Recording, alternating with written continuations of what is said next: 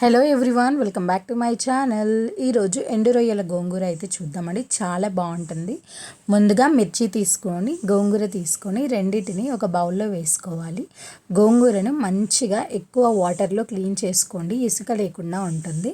ఇప్పుడు ఈ రెండింటిని ఒక బౌల్లో తీసుకొని వాటర్ యాడ్ చేసి సాల్ట్ యాడ్ చేసుకొని ఉడికించుకుందాము. ఇప్పుడు రొయ్యల్ని పసుపు వాటర్లో వేసుకొని ఒక అరగంట పాటు వదిలేసేయండి. అరగంట పాటు వదిలేసేయడం వల్ల అందులోని ఇసుక అనేది బయటికి వెళ్ళి రొయ్యలు అనేవి మంచిగా క్లీన్ అవుతాయి.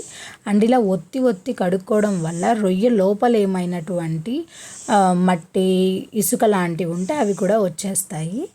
అండ్ రొయ్యలకి యూస్ చేసేటటువంటి బాండి, కడాయి ఇది ఏదైనా సరే సపరేట్గా ఫిష్కి కానీ రొయ్యలకు కానీ వీటికి సపరేట్ కడాయిలు పెట్టుకుంటే చాలా బాగుంటుంది. నెక్స్ట్ వంట చేసినప్పుడు కూడా అదే స్మెల్ రాకుండా ఉంటుంది. అండ్ నెక్స్ట్ వచ్చేసి టమాటో, పచ్చిమిర్చి, ఆనియన్ కట్ చేసుకోవాలి.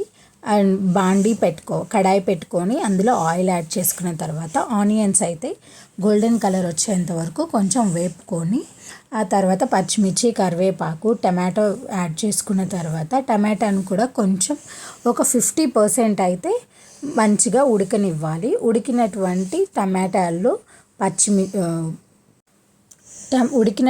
టమాటాల్లో పసుపు, ఉప్పు వేసుకొని మిగతా టమాటాలను కూడా మెత్తగా ఉడకనివ్వాలండి. మెత్తగా ఉడుకుతున్నప్పుడు ఇందులోకి మనము కారం అయితే యాడ్ చేసుకున్నాము.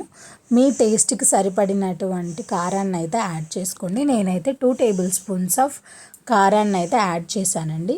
మొత్తాన్ని ఒకసారి మిక్స్ చేసుకోండి.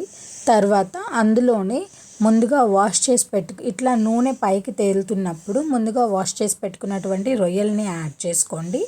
ఒకసారి మొత్తాన్ని కిందికి పైకి కలపెట్టుకోండి. రొయ్యలు ఆ ఉప్పు కారాన్ని బాగా పీలుస్తాయి. ఆ రొయ్య చప్పగా లేకుండా ఉంటుంది. మూత పెట్టుకొని కొంచెం సేపు అయితే వదిలేద్దాము. మంచిగా ఉడుకుతుంటుంది.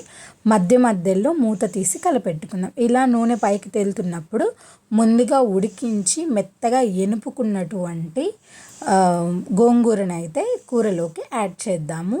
ఈ గోంగూరలో ఉండే పులుపు వల్లనే రొయ్య అనేది చాలా టేస్ట్ అయితే వస్తుందండి. మనం విడిగా చింతపండు రసం ఇలా ఏది యాడ్ చేయలేదు కాబట్టి చాలా బాగుంటుంది. గోంగూరలోని పులుపు అనేది రొయ్య పట్టుకోవడం వల్ల ఈ విధంగా ఉడికిన తర్వాత నూనె పైకి తేలుతున్నప్పుడు స్టవ్ ఆఫ్ చేసుకొని సర్వ్ చేసుకోండి. ఉప్పు కూడా చూసుకోండి. చాలా టేస్టీగా ఉంటుంది. మీరు కూడా ట్రై చేసి ఎలా ఉంది అనేది కామెంట్ చేయండి. Thank you. సబ్స్క్రైబ్.